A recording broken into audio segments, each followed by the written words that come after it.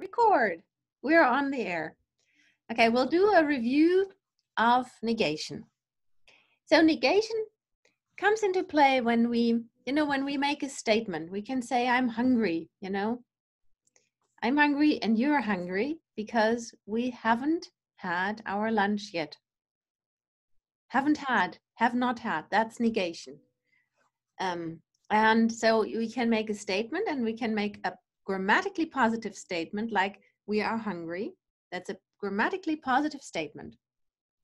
And then we can say we haven't had lunch yet. That's a grammatically negative statement. And it's very important to distinguish between a semantically positive message and a grammatically positive statement. When I say I don't hate that, it's a grammatically negative statement, but not hating is good.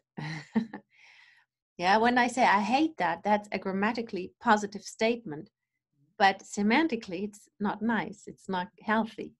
So it's important to separate grammatical negation and negativity and grammatically positive expression and versus positivity. It's very important to keep those apart.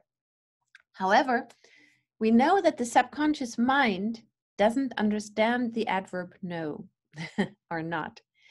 And we know that it's actually very important to bring semantically positive statements in alignment with grammatically positive statements as much as we can.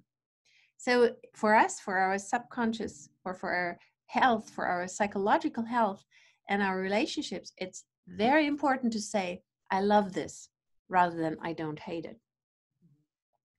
And so there can be an important connection. Still, it's very good to understand that there is this cognitive and semantic difference, or this grammatical and semantic difference. And I wasn't aware of how I did negation in German because I was born into it. I knew or have known how to do it in English for a long time. And so when you asked me, how does negation go in German? How do you say not in German? I just was able to generate all these examples of how I do it, but I wasn't able to really come up with rules. And I have found that few people discuss it consistently. Globally is a bad word. Holistically, looking at the whole picture, Anyway, this might, I might change this handout because of new insights, but so far, what I've gathered is the following. German and English actually have the same mechanisms for negation, but the distribution is different. We use them in different situations. And so the 4 ways of grammatically negating a statement are: number 1, with an adverb. And the most commonly used one in English and German is not, nicht. And what I added here since last time we spoke is that I added one example sentence into the overview right away. So, meine Freunde esse ich nicht. Meine Freunde esse ich nicht. I don't eat my friends. Not. So nicht is an adverb, and I'm adding it to the verb phrase.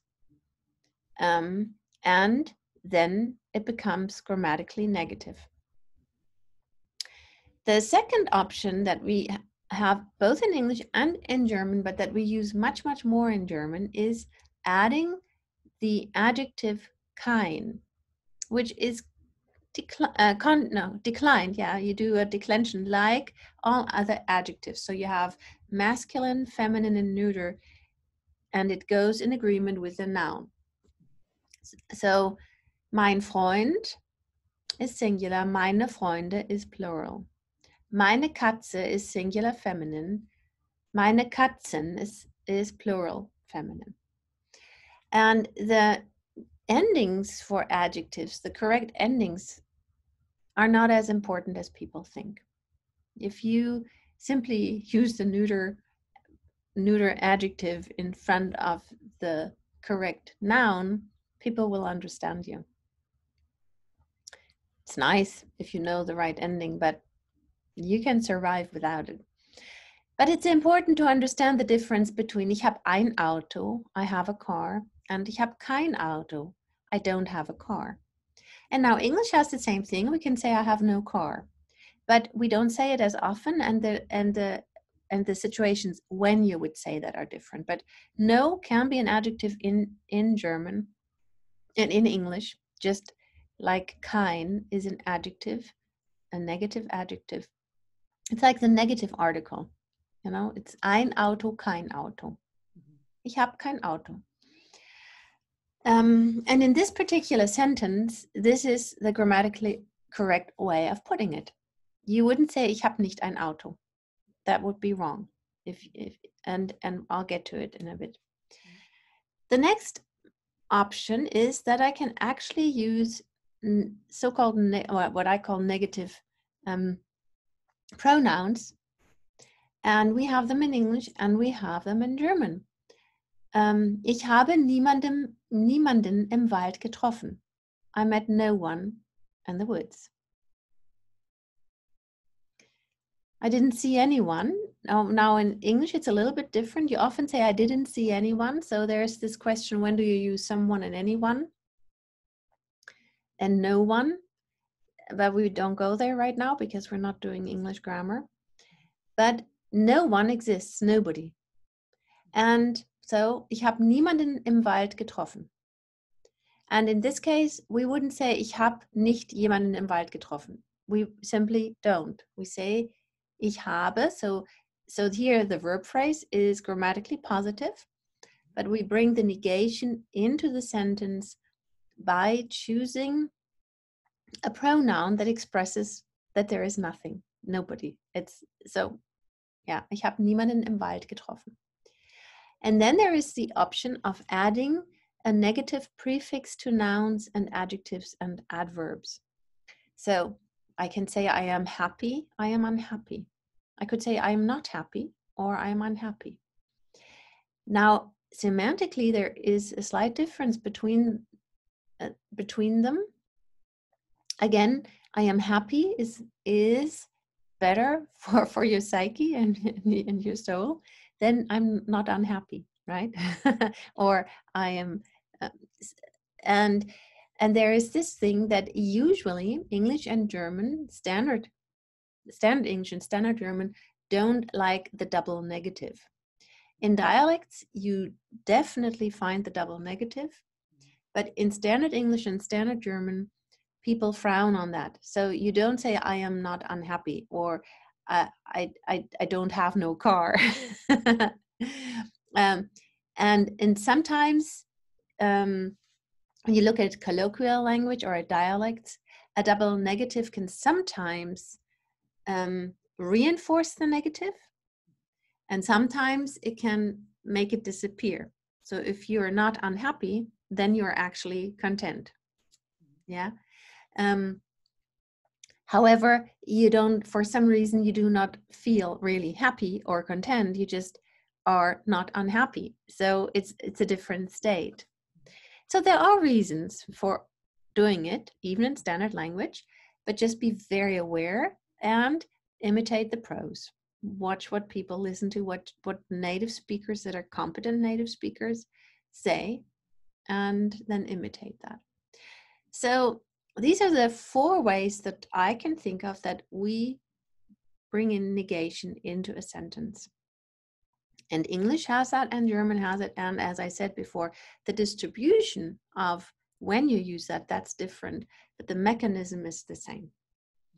And then, of course, there are little things like in English, you always need a so-called auxiliary verb for negation and question. And in the simple present and in the simple past, you know, there I have my overview. We do not have an auxiliary in the verb phrase. So then we need to borrow do in order to say, I do not like it. Do you like it? I did not like it. Did you like it? And German, standard German doesn't have that, but there are some dialects where you use tust du das tun, tust du das machen. I'm not competent in those areas, so I cannot give you a very idiomatic example, but this periphrastic questioning and negation exists in some German dialects. So don't be surprised if you see that, but you wouldn't want to use it in your B1 exams. And so I brought together a few examples, and actually let me start a new page.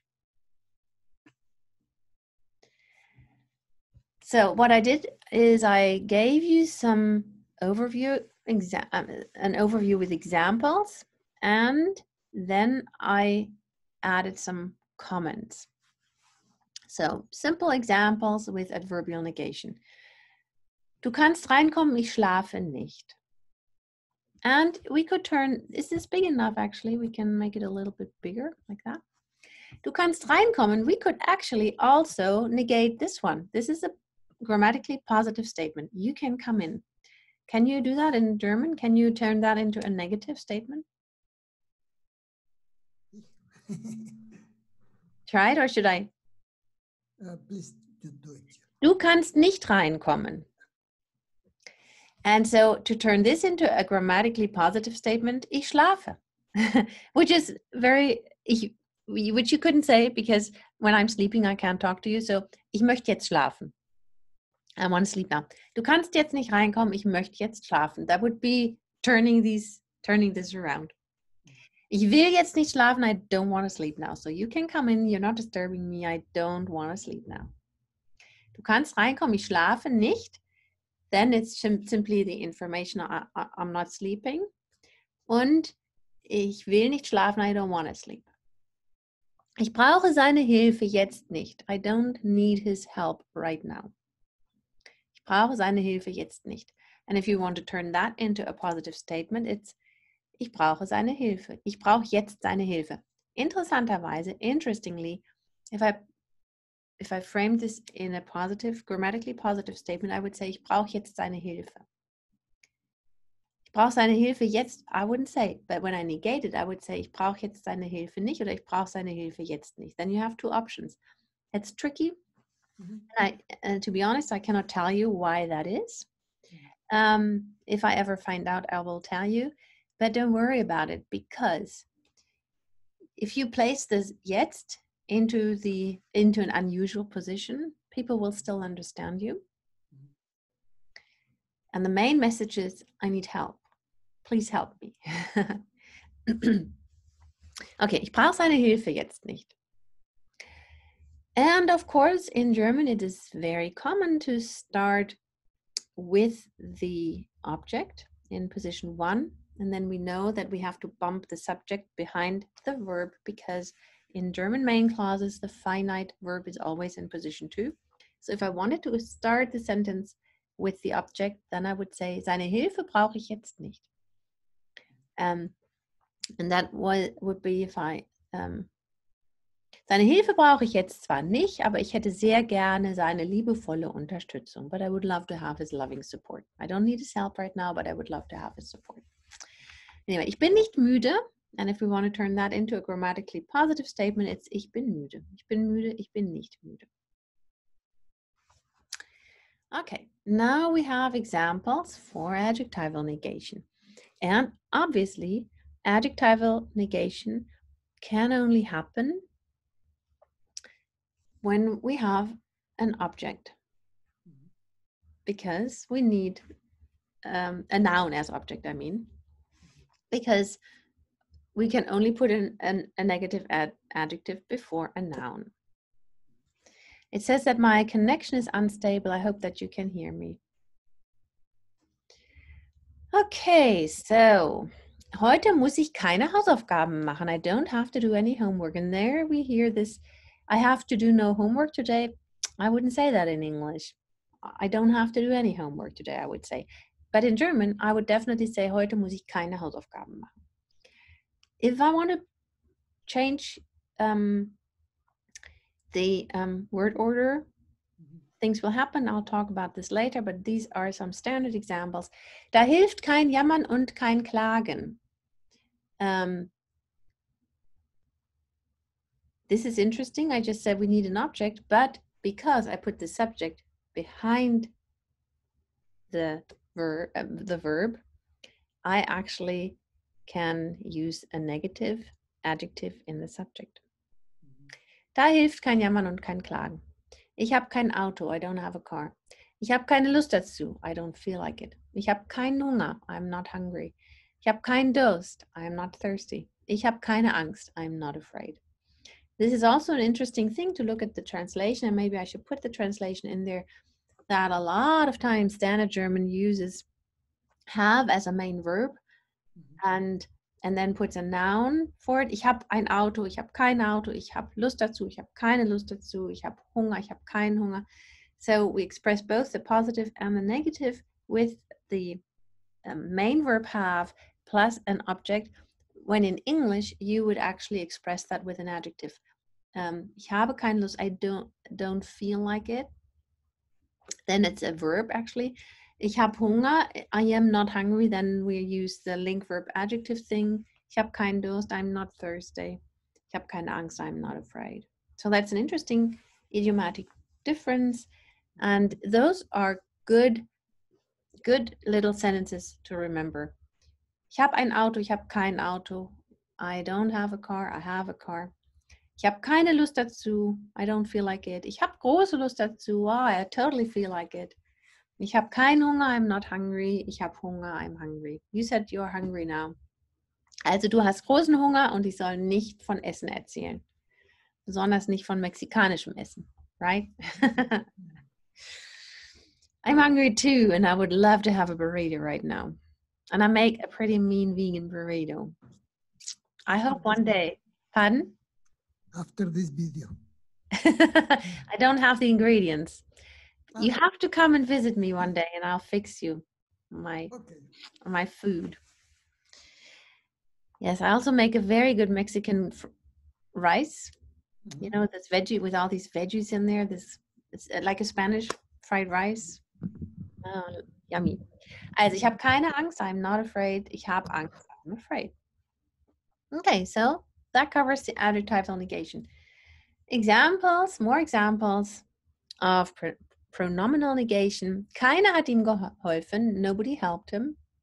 Niemand kam zum Fest. Nobody came to the party. Ich kenne da niemanden. I don't know anybody. Da kann man nichts machen. There's nothing you can do. And those are actually also good sentences. Those are good little phrases. Keiner hat ihm geholfen. Keiner hat mir geholfen. Keiner kam zu meinem Fest. Keiner hat mich besucht. Those are nice little sentences to know.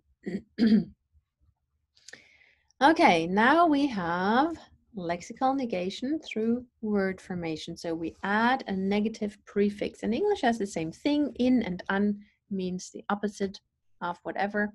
Comes from Latin, I think. Also das ist Unfug. Interesting word because we don't use that word anymore. Fug is a noun that exists in a few old idiomatic expressions like mit Fug und Recht. That would be a whole different video that I'm not going to do now. Unsinn is the opposite to Sinn. Unglück, Glück. Unnötig, nötig. Unsympathisch, sympathisch. Inkorrekt, korrekt. So here you have all these nouns and adjectives and an adverb that express the opposite to the positive statement. So this is more of a lexical way of negating, but it is connected with grammar because you need to make sure that your verb is in sync or in agreement with the word that has the negative particle. Okay, does that make sense so far? Yes. Good.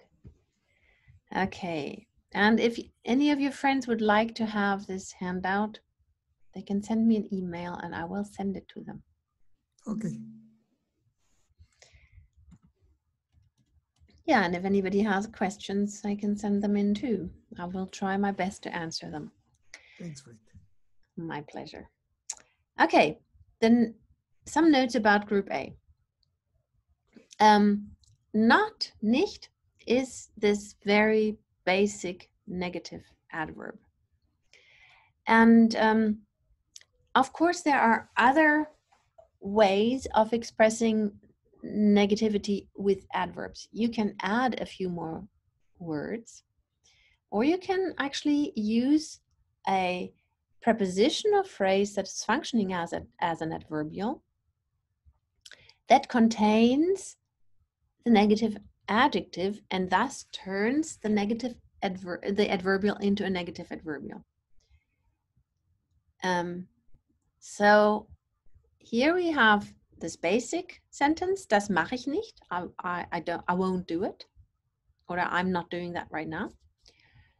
And we can say, das mache ich nicht, oder ich mache das nicht. And then I can say, das mache ich gar nicht, das mache ich überhaupt nicht. That means, oh, it's not true, I'm not doing that at all. So I want to emphasize this. So obviously that's a different meaning. There's a different meaning between I'm not doing that or I won't do this. And the tricky thing is, das mache ich nicht. Depending on the context, it can mean I won't do it or I'm not doing that right now. Because German doesn't have a progressive tense, standard German. And that's number one. So if I say, das mache ich grad, or das mache ich grad nicht, so we might add an adverbial, but das mache ich nicht can, depending on the context, mean I'm not doing that. And I'm not doing that can sometimes refer to the future in English, but usually you need to use will in English. And in German, we often express things about the future with the simple present tense, and that's so difficult for both sets of learners. So many Germans get that wrong, and then they say something in the present tense, but they have future intent, and then they should use will. Anyway, but that's a different story again. But das mache ich nicht has a different meaning of das mache ich gar nicht. And so those are not synonyms. It's just an example of how there are variations upon that theme. So when I say das mache ich überhaupt nicht, that would probably be in response to you claiming that I'm doing something. Das mache ich niemals means I never do that. And that's the same in English. We can say, you know, I don't do it at all, I never do it. Those are all variations upon a theme, and they don't mean the same thing. They're not interchangeable. But grammatically, it's interesting that if you use one of them, then you can't use the other. Und das mache ich auf gar keinen Fall. I won't do that under any circumstances. And there's an interesting thing in English. If you bring the adverbial into the initial position, under no circumstances will I do that. Then you actually have that's an interesting thing in English and very difficult for learners. But again, we're doing German right now. Also das mache ich auf gar keinen Fall. I won't do that under any circumstances.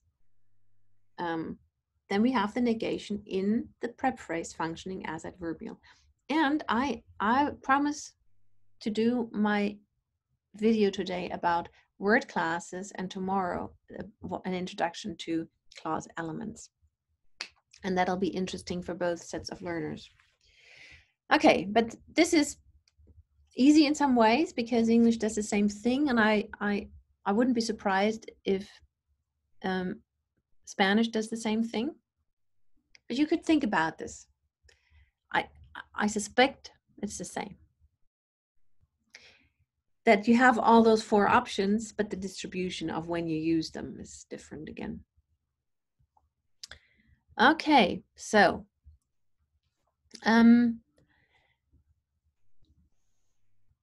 this is about the group A, the adverbial negation. Here are some comments about group B, adjectival negation. So you use this negative adjective only when the object or the subject are not in initial position, with one interesting exception, which is not hard. So I can say, ich backe jetzt keinen Kuchen. I won't make a cake right now. Again, English puts the negation into the verb phrase. I won't make a cake, and German tends to put it into the adjective. Ich backe jetzt keinen Kuchen. However, if I want to stress the cake and put that into initial position, then I need to go back to adverbial negation. Ein Kuchen backe ich jetzt nicht. But this you would only say when you want to really emphasize this. Ein Kuchen mache ich jetzt nicht, aber ich koche dir was Leckeres zu essen. I won't make a cake, but I'll fix you burritos. Yeah. So these are not totally interchangeable semantically. That's important. So the default version for me would be ich backe jetzt keinen Kuchen. And this is another way of saying it, which I would only use if I wanted to stress the fact and wanted to juxtapose it with another action. Hat mal wieder keine Hausaufgaben gemacht. He didn't do his homework again. Now, same thing, I want to stress, he didn't do any homework, but he did something much better. He brought some cake. Also, Hausaufgaben hat zwar nicht gemacht, aber hat einen Kuchen mitgebracht. So viel besser. Okay? Ich bin keine staatlich geprüfte Lehrerin. You know, I'm not a state licensed teacher. Staatlich geprüfte Lehrerin bin ich nicht, aber ich habe 20 Jahre Unterrichtserfahrung und 39 Jahre eigene Lernerfahrung und deswegen kann ich gut unterrichten. Do you understand that sentence? Yes, indeed. Good. And that's an interesting thing. And so I don't know why that is. I simply noticed that this is true, that usually when there is an object that's an object that doesn't have another adjective in another limiting adjective in front of it. Kein is a limiting adjective, and that's a video that's coming soon. Difference between limiting and regular adjective. Very quickly I can say my beautiful dog, mein schöner Hund. Mine is a limiting adjective showing the possession. It's not your dog, it's mine. Beautiful is not limiting.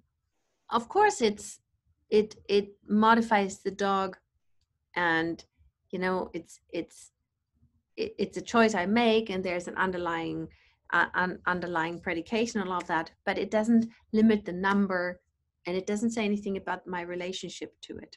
Mine does. So there are these so-called limiting adjectives and these other these modifiers that express something about the nature of the dog, or about, you know, my understanding of the nature of the dog. You know, when I say mein Hund, I'm not saying anything about the dog, I'm saying something about the relationship of the dog.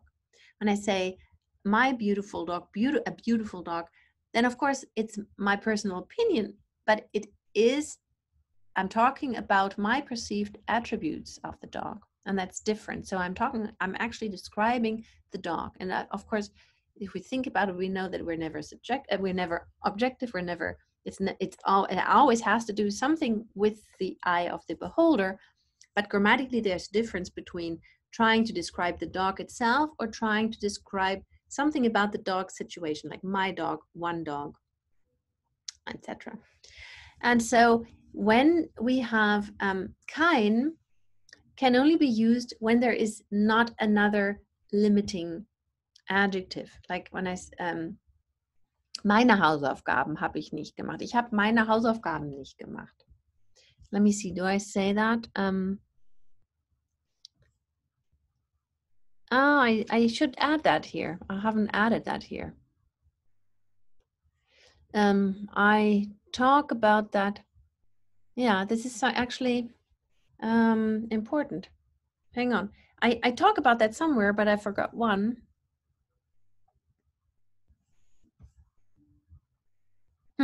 Shoot, that's a very important thing. You know what? I will pause the video right now and add that. How about that? Okay, so I added this. Kein is a limiting adjective, and you can say mein kein Auto. Mine is a limiting adjective, kein is a limiting adjective, and you can only use one. I won't say that you can't ever use more than one limiting adjective because I haven't really thought about that subject enough. But I will give you an example here, or I have added an example here. Er hat mal wieder seine Hausaufgaben nicht gemacht. So if I use sein, sein is a possessive adjective and it's a limiting adjective. Meine Hausaufgaben, seine Hausaufgaben. And if I use sein, I cannot use kein. Does that make sense? Okay, I need to save that. Okay.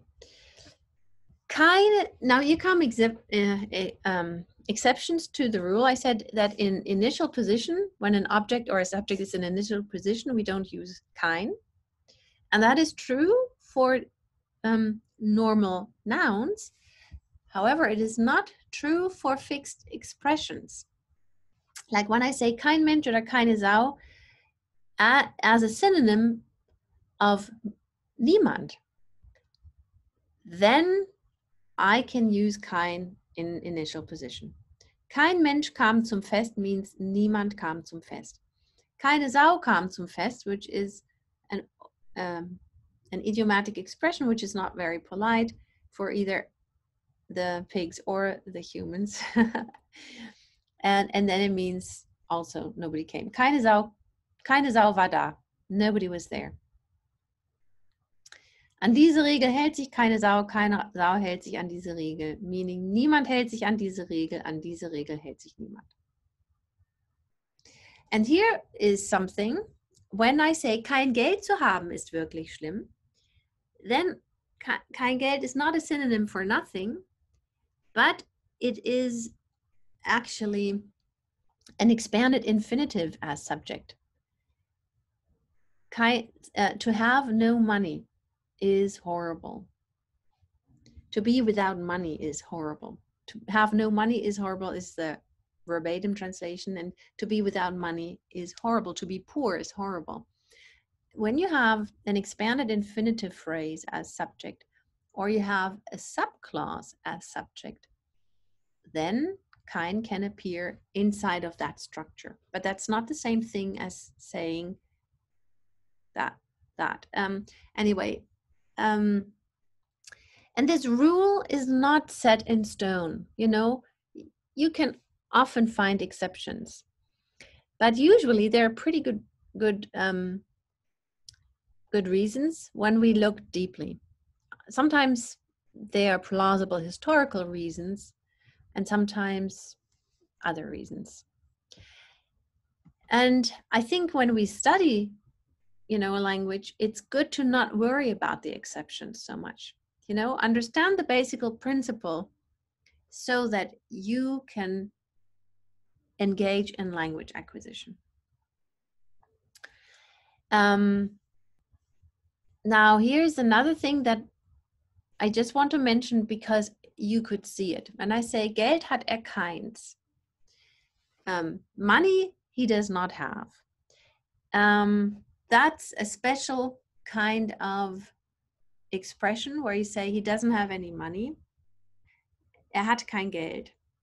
Geld hat nicht. You could say hat kein Geld und Geld hat nicht. And instead, sometimes people say Geld hat keins. So they don't use an adjective in front of the noun, and then they instead of placing the adverb not in final position, they place the negative pronoun in final position, which I find strange. Lust habe ich keine, but I hear that sometimes. So that's an exception that I cannot explain. It's like an idiomatic expression and I don't know where it comes from. And I would say don't worry about it because you can say hat kein Geld und Geld hat nicht. So stick with the easy stuff and don't sweat the weird stuff. Okay, we already mentioned that German and English don't like, standard German and standard English don't like double negatives. And Here is a note about pronunciation, which I think is very important for your listening comprehension. I told you before that I usually drop the T in the adverb nicht. I don't usually hear myself saying nicht. I say nicht. Das mache ich nicht. Nicht das mache ich nicht, sondern das mache ich nicht. Das mache ich nicht. It could happen that I say the T, but more often than not, I drop it. Das mache ich nicht. But when you want to use the pronoun nichts, you absolutely need to either say nichts or you use the colloquial nix. So the TS becomes a nix, a KS basically. And it's so popular that it's even found in English. Some people use it in American English, nix, and it means nada, zip and nothing. Have you heard it before in English? Yeah. Yeah. So it doesn't matter, is das macht nix. And here, das macht nix, the T in the third person singular can't be dropped. You can drop it, das mach ich nicht. You can drop the E and say, das mach ich nicht. Das mach ich nicht. But you cannot drop the T in the third person. Das macht nix. You can swallow it, macht nix. But if you listen to the difference between mach and macht, you hear it. The tongue, the tip of the tongue can touch the alveolar ridge and block the airstream and then melt into the next sound without releasing the air, but you've blocked it, macht. And it's different from mach. And that's a very important thing to know because that sounds so different. And so people might think you dropped the T, but you're not dropping it. And if you understand it, you hear it. Also, das mache ich nicht, das macht nix. Das mache ich nicht, das macht nix.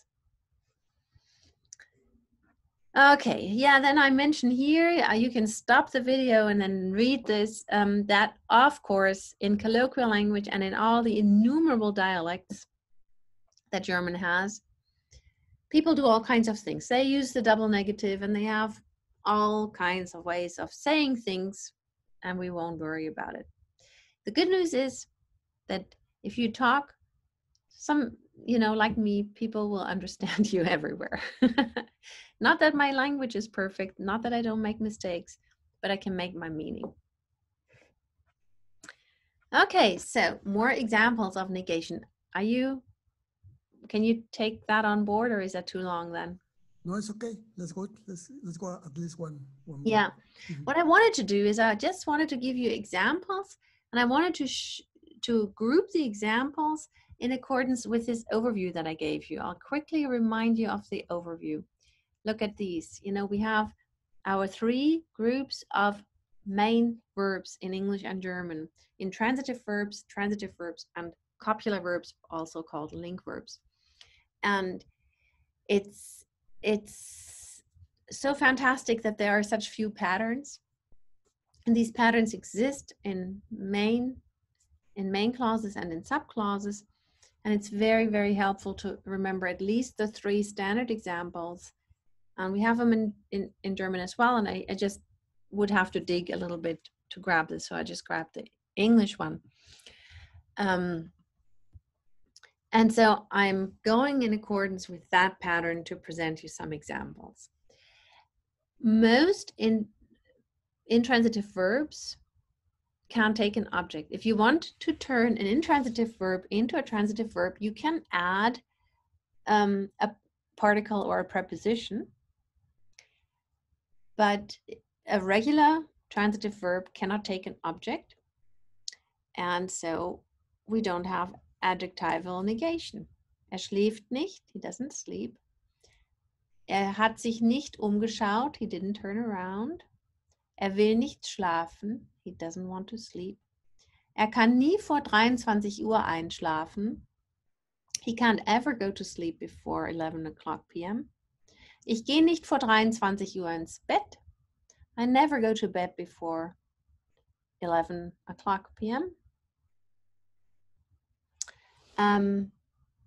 Yeah, and then these are variations upon that theme. Vor 23 Uhr gehe ich keinesfalls ins Bett.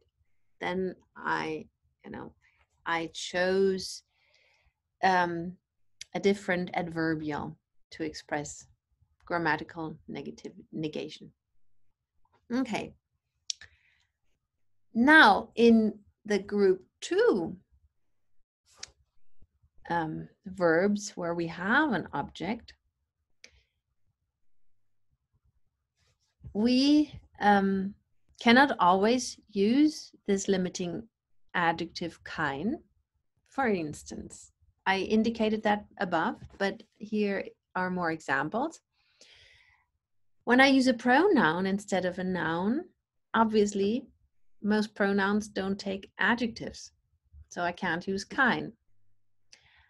Also, ich habe keinen Menschen gerufen, I didn't call anyone, but ich habe dich nicht gerufen. There's no slot for the negative adjective. Ich habe Tom nicht gerufen. Tom is a proper name, and we can't put limiting adjectives in front of a proper name. So there's no slot available for the negative adjective, so we need to work with the adverb. Ich habe den Mann nicht gerufen. We have a special case of limiting adjective. We have the definite article, and kein is indefinite. So it is the definite article is a special case in the group of limiting adjectives. Some people would disagree. They will simply see articles as articles and open up a new slot. But when you look at it historically, the definite and the indefinite article developed out of adjectives. And so number adjectives are the ones. So yeah, ich habe den Mann nicht gerufen. I didn't call the man. So then we need the adverbial. And I actually made a mistake in the coloring. I wanted to color the adverb.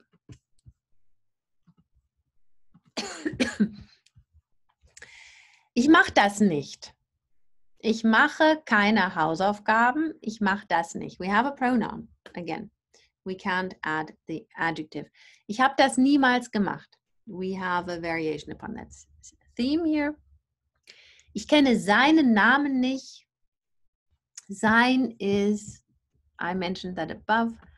So sein is the limiting adjective, possessive adjective. So there's no space for kein. Meine Hausaufgaben mache ich heute nicht. Again, now we've moved the object into initial position, so we needed to drop the kein. And we also have the limiting possessive adjective. Ich backe nicht gerne Kuchen. This is interesting. I don't like to bake cake. And in some way,